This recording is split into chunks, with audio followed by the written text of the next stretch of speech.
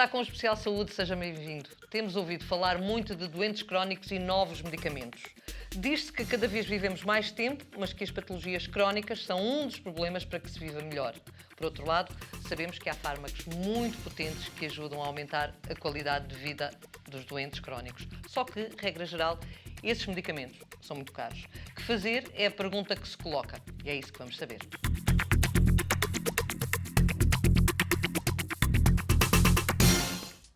Uma percentagem significativa da população mundial tem necessidade de tomar medicação e adotar medidas para controlar e tratar quer patologias agudas, quer as crónicas.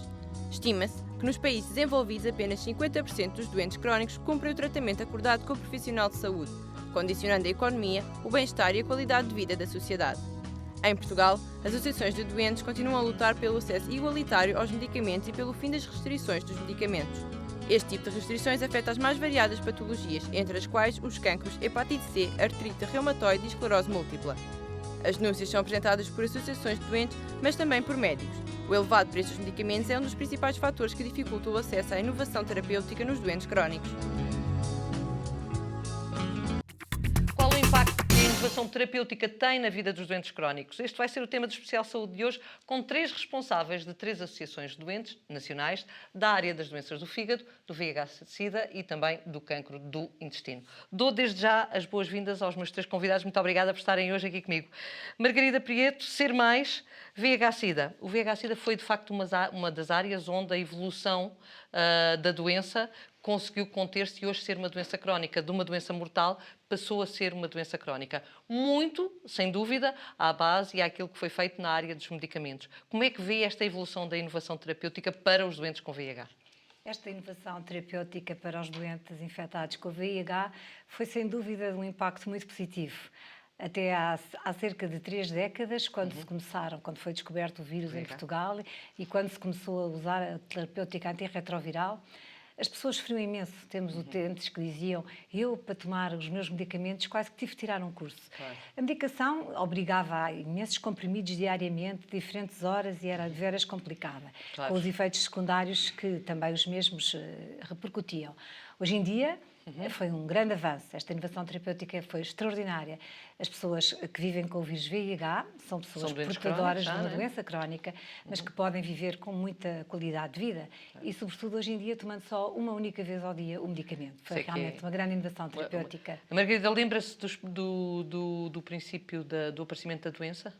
Lembro-me com certeza que sim. Eu ainda não estava ligada a esta área, mas lembro-me e realmente tem-se caminhado muito e o caminho faz-se caminhando. Claro. E realmente nós, na Ser Mais, tentamos ao máximo contribuir para o grande projeto da Organização Mundial da Saúde e das Nações Unidas para a área da SIDA. Claro. Zero infecção, zero discriminação, zero mortes. E a mensagem passou e passa, com certeza. Emília Rodrigues, um outro caso de sucesso em termos de inovação e em termos de patologia, ou seja, as hepatites de facto apareceram rapidamente, exponencialmente, muitas delas são conhecidas, algumas delas são conhecidas ainda há 30 anos também, no fundo foi há 20, 25 anos, hepatite C, mais especificamente, e hoje temos a cura, de uma delas temos a cura, a hepatite C temos a cura. A evolução foi fantástica. Foi fantástica, principalmente nestes últimos 15 anos. Há 15, 20 anos atrás os doentes tinham 3 a 5% de hipótese de cura. Hoje têm 95%, portanto claro, foi um boom na descoberta. Claro. E embora sejamos doentes crónicos, neste momento somos crónicos com cura. Claro. E com uma taxa de cura muito alta. Muito alta. Esta evolução teve muito a ver, de facto, com a investigação que foi feita. Não há dúvida. Não há dúvida. Houve médicos, e eu conheço alguns médicos que me disseram que nasceram e ainda a doença não tinha aparecido. A maioria dos nossos hepatologistas, quando tiraram o seu curso, a doença não existia, era uma doença não A, não B, e hoje tem claro, 95% de cura. Claro. Já vamos saber como é que a acessibilidade aos medicamentos está a ser feita também, mas vamos agora para uma outra patologia, que é aquela que mais medo mete aos portugueses. O cancro, aos portugueses e no mundo inteiro, penso eu. Penso que posso dizer isso. O cancro continua a ser aquela palavra que nós não gostamos de ouvir e que muitas vezes fazemos o oposto daquilo que devemos fazer, que é falar em doença prolongada, quando se deve falar, de facto, em cancro. ainda, em alguns casos, é doença crónica, noutros ainda não será doença crónica, não é? Como é que está? Como é que foi a evolução terapêutica a este nível? Como é que está a ser? O cancro do intestino, como sabe, é uma patologia que tende a evoluir todos os anos. E, embora nós só nos costumamos fixar no número dos doentes que corre pior, que são aqueles que não passam de 5 anos, mas felizmente, pelo avanço da medicina, já há dezenas de milhares de doentes em Portugal e milhões no mundo inteiro que ultrapassam essa fase, digamos, de uma doença que tem uma morte próxima. E isso deve-se, de facto, à evolução da investigação científica na área dos medicamentos para o intestino. Medicamentos hoje que geram melhor qualidade de vida, são mais eficazes e, sobretudo, geram também menos efeitos colaterais. A doença do intestino é uma doença que, normalmente, são necessários tratamentos muito prolongados e, de facto, a evolução tem sido muito grande. Nós temos acompanhado, pessoalmente, pacientes que estão a ser sujeitos por aquilo que nós chamamos as terapias inovadoras. Sim. E sentimos, quando esse tratamento lhes é interrompido, a diferença da qualidade de vida que eles têm, até da sintomatologia que eles têm. E, portanto, felizmente, que esses medicamentos existem e que melhorou de uma forma muito, muito boa a sua qualidade. Parto já para uma outra questão e coloco também a si. O país está, de facto, a viver uma situação complicada em termos de crise, em termos de dinheiro. A crise é latente. Muitas associações de doentes queixam-se da falta de apoio do Estado para os medicamentos inovadores e mais caros. No caso do cancro do intestino, essa questão também se coloca ou nem por isso? Claro, coloca. Nós não acabei há pouco. No caso do intestino, até já há aquilo que nós chamamos de medicina personalizada, ou seja, pela análise genética, nós já conseguimos saber se é eficaz as terapias possíveis. Claro que não são medicamentos económicos, são medicamentos que têm o custo da sua investigação, que foram muitos anos. E eu temo que, por esta evolução, aquilo que eu sinto na sociedade portuguesa é de que caminhamos para uma área demasiado materialista. Aquilo que é importante são os cifrões. Veja-se o rastreio do cancro do intestino, que é uma hipótese de nós pouparmos milhões de euros numa fase mais adiantada. Claro, não há rastreio e, portanto, não se investe na atitude preventiva.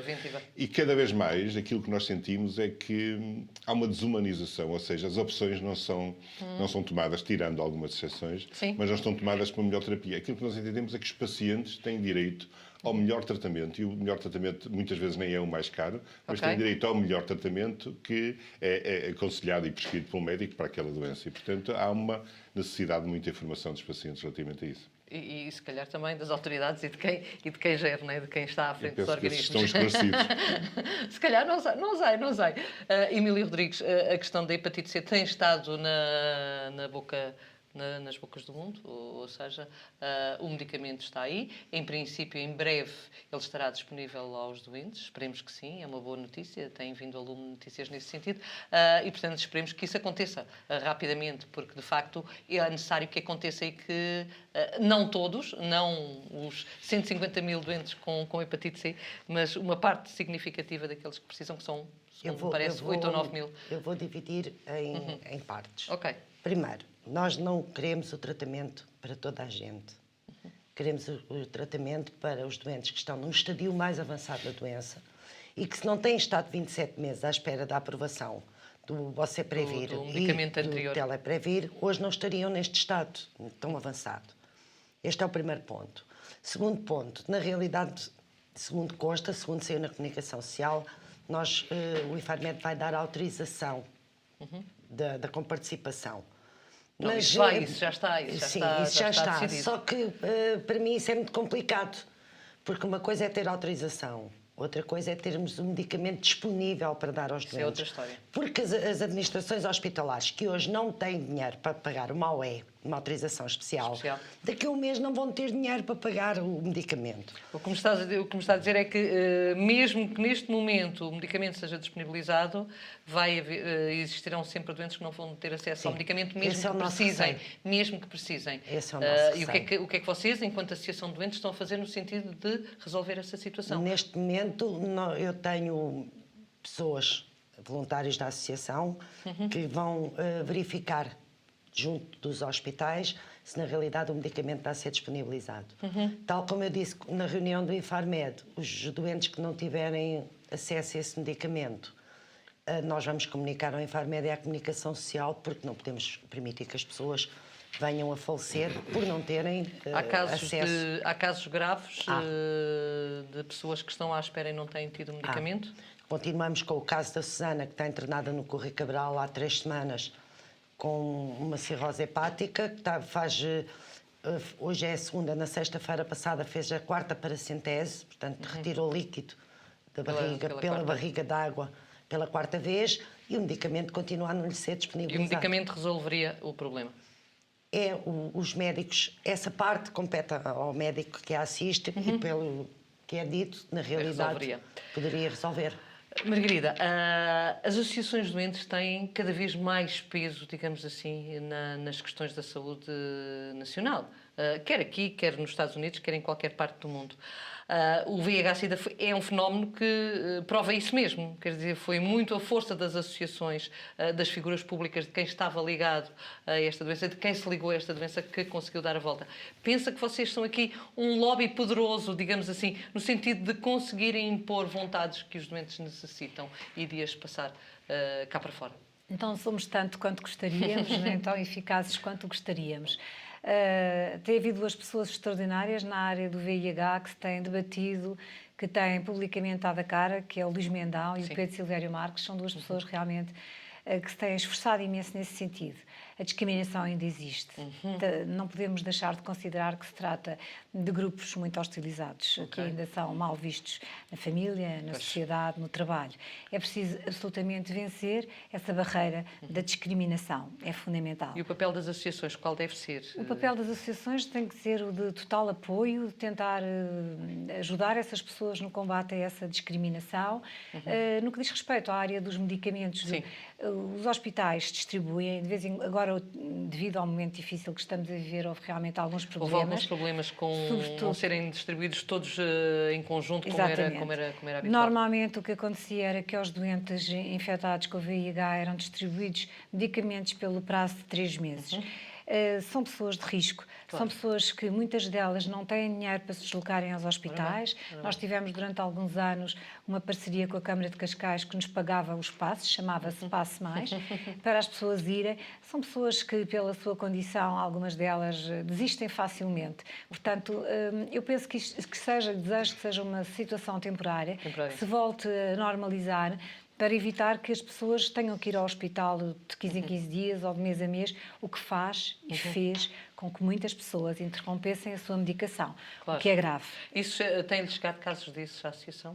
Tem conhecimento de pessoas que pedem apoio de alguma maneira ou não? Na associação, felizmente, não temos tido casos desses. O Hospital de Cascais tem respondido prontamente. Os locais mais pequenos habitualmente respondem melhor, não é? Exatamente. São mais próximos das próprias autoridades locais e, se calhar, fica mais fácil ter um papel mais ativo. Claro que também coincidiu com a distribuição dos genéricos, não é? Sim.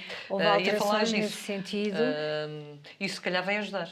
Eu penso que sim. Embora tenha havido alguns casos, muito poucos, de pessoas infectadas que não se deram muito bem com os genéricos. E, portanto, caso a caso, essas pessoas têm que comunicar ao seu médico assistente que não se estão a dar bem e vai ser substituído, com certeza. Claro. Estes medicamentos, estes antirretrovíricos, terão eventualmente 1 mês, 2 meses de adaptação ao organismo, mas não se constata de maneira nenhuma aquelas contraindicações que existiam aqui há muitos anos. Exatamente. As diarreias, o mal-estar, as dores musculares, as dores de cabeça. Faz-se uma vida normal. Faz-se uma vida normal. Uma pessoa infectada com o vírus VIH é uma doença crónica, pode perfeitamente fazer a sua vida normal, mas tem que religiosamente tomar os medicamentos todos os dias. Claro. Esta postura das associações de doentes do VIH, que foram muito importantes, quer para se chegar junto do poder, quer para se dizer nós estamos aqui e precisamos, até junto da indústria farmacêutica, porque teve um peso muito grande no sentido de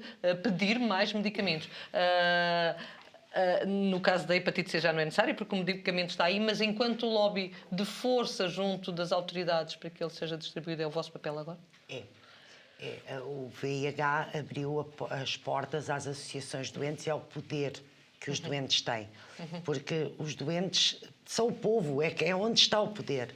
Neste momento, o nosso papel é, na realidade, dar força ao doente e combater. As queixas dos doentes com hepatite C são as mesmas que o doente com VIH, por exemplo, relativamente, Margarida falou-nos aqui no estigma, que é de facto um drama muito grande, e eu acho que muitos doentes com VIH não dizem que têm VIH ainda nos trabalhos. Tal como Relativamente com a hepatite C, como é que é? Não Também dizem? não dizem, não. Há um estigma muito grande, a doença é conectada com álcool, sexo e droga, e ninguém quer ser conectado com esse estigma. Depois falamos de pessoas com 40 e tal anos, com uma vida completamente estruturada e que não querem de maneira nenhuma ter esse estigma, e nós temos que nos pôr no lugar deles. Quanto à falta de dinheiro, neste momento, da parte dos utentes, nós também sentimos isso. Sim. Tenho doentes que estão de Leiria, um que está a ser tratado em Coimbra e outro em Lisboa, que sou eu que lhes pago os transportes, porque senão não tem têm outra dinheiro hipótese para vir, nem para para as fazer a medicação. consultas. Sim. Nem para fazer. Há médicos até, inclusive, que Há pagam, médicos que neste pagam até momento o que pagam. táxi para que os doentes possam regressar. Margarida, queria dizer mais qualquer coisa. Queria acrescentar alguma Relativamente coisa? ao que estava a dizer, há uma coisa que me parece muito importante. Falou-se aí de uma certa xenofobia nos empregos e nos postos de trabalho. É muito importante dizer às pessoas infectadas com o VIH, dar-lhes a conhecer quais são os seus direitos. É absolutamente proibitivo, é proibido, não é legal. Sim, claro. As pessoas, quando vão a uma entrevista para um lugar de trabalho, serem submetidas ao teste de VIH, não é legal. E as pessoas, o que é importante é que as pessoas cada vez mais conheçam os seus direitos. Sim. Nós temos uma linha de antidiscriminação, SOS, que funciona 24 horas ao dia. Portanto, qualquer pessoa que queira ser bem informada poderá utilizar a nossa rede. utilizá-la, e isso é muito Exatamente. importante. Isso é importante, depois colocaremos em rodapé o número, Muito que também é obrigada. importante. Diz-me. Acontece algo, é que quando há discriminação no local de trabalho e o patronato tem conhecimento que a pessoa é portadora de VIH ou de hepatite C, não vai despedir por esse motivo, porque Claro. isso é discriminação e dá direito de prisão, dá direito até 3 anos de prisão. Mas é lógico que vai encontrar Mecanismos. fatores e mecanismos que Externos ou a que- pessoa se despede ou acaba por ser despedida por outro motivo qualquer. Claro. E aí não há como provar. Aí não há como provar. Aí não há Né? como Infelizmente ainda acontece. provar. Aqui estigma não haverá, penso eu, não sei. Não, sei. há determinados Aqui- tabus há relativamente à tabus doença. É uma e doença tudo que isso. a clínica não vende, como a Marina sabe. Ora bem. Não passa na comunicação social porque não é um assunto giro, não é? Não está ao nível do cancro da mama e de outros cancros. Mas aquilo que nós entendemos E neste porquê? momento... E porquê? Porque de facto Que as mexe com É alguma uma coisa parte nossa do em corpo, que é uma nós não parte do corpo gostamos que nós não de... gostamos muito de falar dela. não é? E portanto É. não há muito giro. E daí também o afastamento dos pacientes Ok. notáveis que aparecem nas outras doenças e aqui refugiam-se. Refugiam-se um Mas bocado. aquilo que está a acontecer, Marina, é que neste momento as necessidades estão a aumentar. Neste momento os ostomizados não têm sacos nos centros de saúde, portanto estão Pois. vazios os centros de saúde e eles não têm dinheiro muitas vezes para comer, muito Claro. menos para adiantar aos centros de saúde, Claro. para depois receberem da ARS. Tem sido agora a Europa Colony. Isso é que está- real, isso é o país real, real, todos os esse é o dias. país real, é É verdade. aquilo que nos chega todos os Infelizmente, dias. infelizmente. E isto leva-nos a pensar que, e ouvimos todos os dias pensar que temos que cumprir tudo com o estrangeiro e somos muito bons alunos e muitos pagadores, mas esquecemos de cumprir com as nossas obrigações sociais para os nossos cidadãos. E, portanto, o ser humano, estamos a correr o risco de que um dia destes, quem tiver dinheiro vai ter tratamentos, quem não tiver dinheiro, corremos o risco de ser descartado, e o ser humano não é para descartar. Aquilo que nós entendemos muito é que, e queremos muito, é que cada vez os cidadãos sejam mais intervenientes no processo terapêutico. Ok. Irmos ao médico, recebemos a receita e vimos embora, já não chega. Pois. Nós temos que interrogar os profissionais de saúde. Porque é que os meus tratamentos foram interrompidos? Porque é que o meu diagnóstico vai demorar 3 meses? Porque é que eu vou fazer este tratamento e não faço este? Será este o melhor tratamento para a minha saúde? Que eu tenho o direito a ter uma segunda opinião? Claro. Nós temos que intervir e a Europa Colony tem feito um grande esforço nesse sentido. Pois. E esse é o foco da nossa atuação este É o ano, fo- 2014. E deve ser o foco das associações doentes. Porque o no fundo. cancro do intestino mata 11 pessoas por Claro, dia claro. e muitos deles, Claro. aqueles que não morrem, sobrevivem, têm tratamentos horríveis e, portanto, os cidadãos têm que intervir no processo de saúde. Claro. Não há mais ninguém que tenha direito a ser bem tratado que ele próprio. A Claro. vida é o melhor bem que nós temos. Claro. E, portanto, os portugueses têm que perceber e provocar os médicos a falarem com eles e explicar-lhes quais são os efeitos esperados, o que é que Claro. se espera daquele medicamento. Isto tem que estar atentos porque em determinados hospitais podem ter direito, não há equidade, como sabe, a um determinado Acha- medicamento e no hospital em frente a outro. E os cidadãos têm que estar... E não agora é substituir... pergunto-lhes Diga. muito diretamente aos três. E acham vocês que os levam a sério? Que Quem? o poder os leva a sério? quem? Às associações de doentes. Tem que levar, Marina, tem que levar, porque não é nós, tem que levar a quem nós representamos. Então, o ser humano, andamos todos aqui... É esta a sociedade que nós estamos a construir? É que o ser humano não conta os números? Isso já é tempo de acabar. Morrem 11 pessoas por dia porque não há vontade política de fazer rastreio ao cancro de intestino. Já chega. Não pode ser mais. São 80 mil doentes passivos, gastamos milhões de euros ao erário público que podíamos poupar daqui por 2 ou 3 anos, porque não há vontade política. Não é nós que nos tem que levar. Os cidadãos é que têm que ser movimentados para exigirem os direitos que têm à sua saúde. Percebe? E, portanto, é bom que o poder político se comece a consciencializar que tem que olhar para os cidadãos na sua área da saúde. E, portanto... As associações fazem parte deles. E nós representamos-los, claro que sim.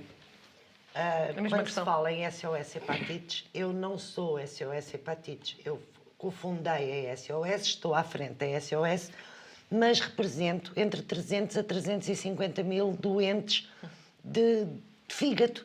Desde hepatite, a fígado gordo, a chite, todos os problemas inerentes ao fígado. Na realidade, temos que ser levados a sério. Na realidade, é Mas hora... levam-nos? Não. O que eu Neste gostava de saber é se, de facto, ainda não levam. o poder político olha para vocês como parceiros e como intervenientes diretos em todo o processo da saúde. Nós pertencemos, nós SOS Hepatites, pertencemos à Aliança Mundial das Hepatites, pertencemos à ELPA, que é a European Liver Patients Association, e em todas as reuniões onde eu vou, ou está o governo ou está um membro do governo. Em Portugal isso não acontece. Aliás, em Portugal eu tenho uma reunião pedida há 2 anos e ainda continuo à espera. Margarida, esta é uma realidade que também sente ou não? Está noutro patamar já? Nós sentimos que temos tido muito apoio. Temos neste momento o Dr. António Diniz, que é o diretor para a área da SIDA do Ministério da Saúde, que nos tem dado imenso apoio.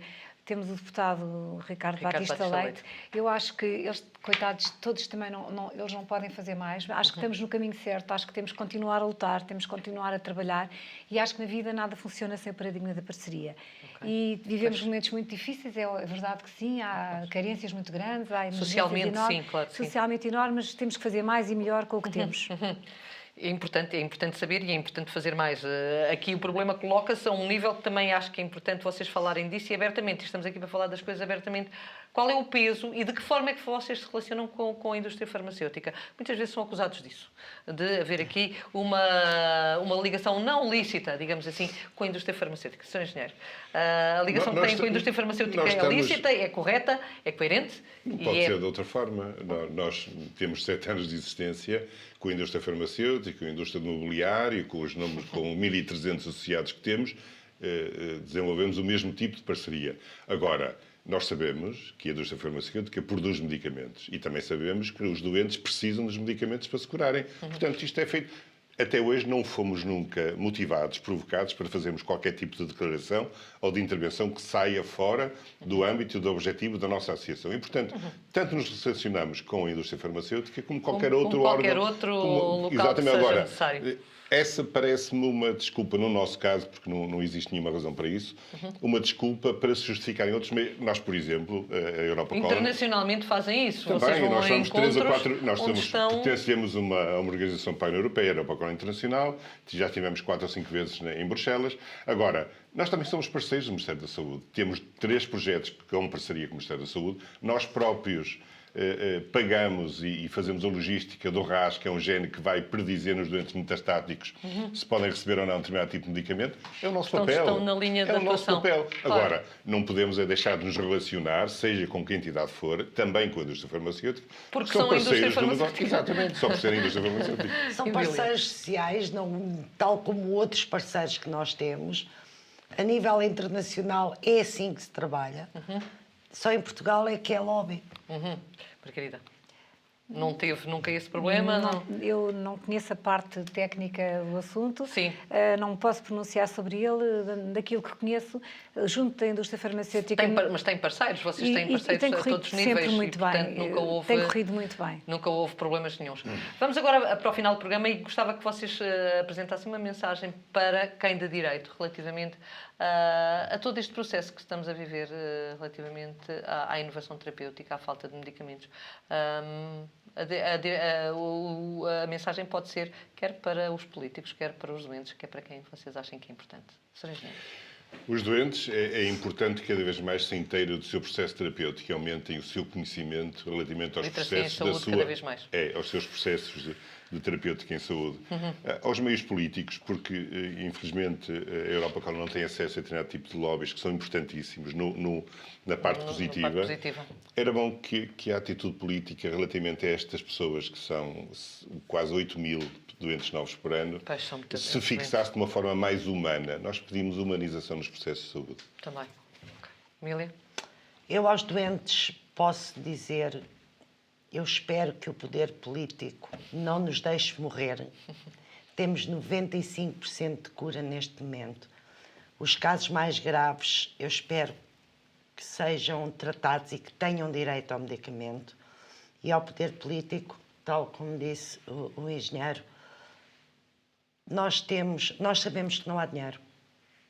Nós não queremos medicamento para 10.000 pessoas, nós queremos medicamento neste momento para 100 ou 120 que estão à espera, que são os estadios mais avançados da doença, e que na realidade haja humanização, porque a vida não tem preço. Margarida? Eu acho que o poder político tem que ser mais interventivo na área da educação e da informação. Acho que é muito importante nas escolas, nas universidades, fazer-se campanhas de informatização junto dos jovens. É muito importante o diagnóstico precoce. Eu aproveito para dizer que nós, na Ser Mais, desde há cerca de um mês, temos possibilidade de fazer o teste de diagnóstico precoce. Sim. É muito importante, porque quanto mais cedo for detectado o vírus, mais fácil será o tratamento e é por aí que se tem que ir, pela informação, pela divulgação, pela prevenção. Muito obrigada. Muito obrigada aos três por me terem acompanhado neste especial saúde. Foi um prazer tê-los aqui e, de facto, não ficou esgotado os temas que tínhamos aqui para debate, mas ficámos a saber que, de facto, alinham todos pelo mesmo diapasão. Há, de facto, aí ainda muito trabalho para fazer relativamente ao tratar bem os doentes com mais dignidade, com mais humanização. E a palavra humanização ouviu-se aqui muito e, portanto, humanização é a palavra que fica na mesa, quer lá para casa, quer para quem manda. Muito obrigada aos três. Vou despedir-me de si também. Obrigada pela preferência. Fico agora na companhia do professor João Caramês, no espaço no Consultório Com, que nos vai falar de saúde oral. Até para a semana.